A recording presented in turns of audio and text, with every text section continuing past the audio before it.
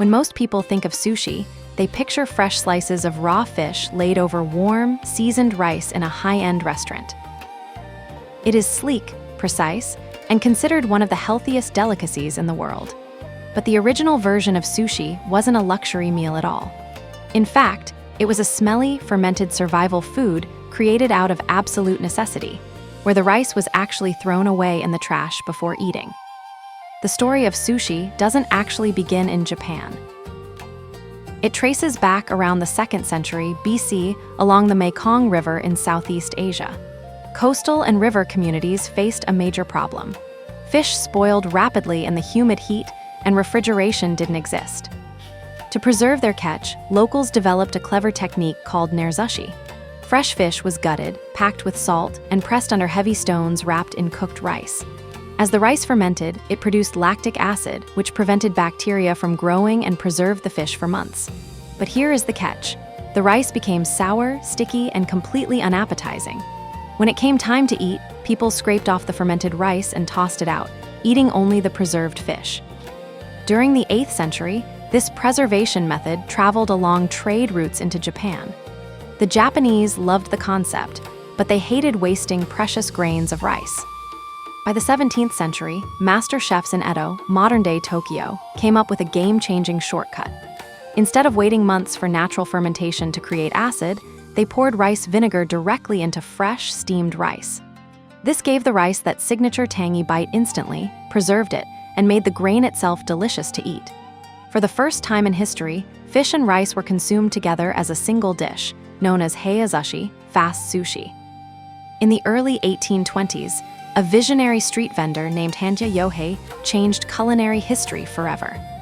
Operating out of a small wooden cart near the bustling rivers of Edo, Yohei realized that workers needed a quick, portable meal on the go. He took a small handful of vinegared rice, hand-pressed it into an oval, and topped it with a slice of fresh, lightly marinated fish caught straight from Tokyo Bay. He called it nigiri-zushi, hand-pressed sushi.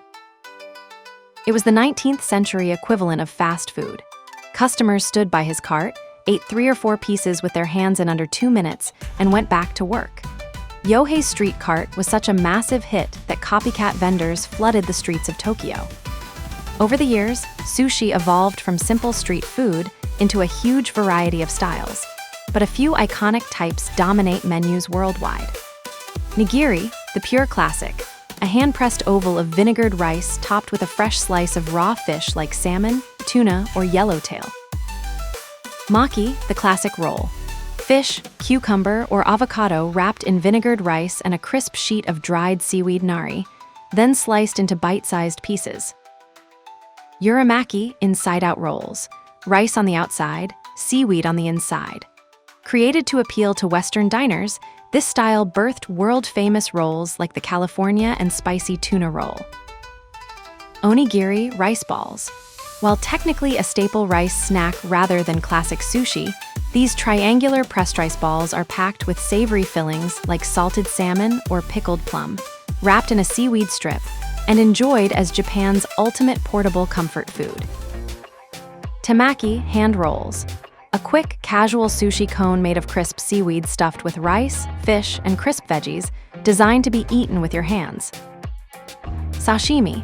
Often served alongside sushi, sashimi skips the rice entirely, delivering thin, pristine slices of raw, high-grade fish enjoyed purely with soy sauce and wasabi.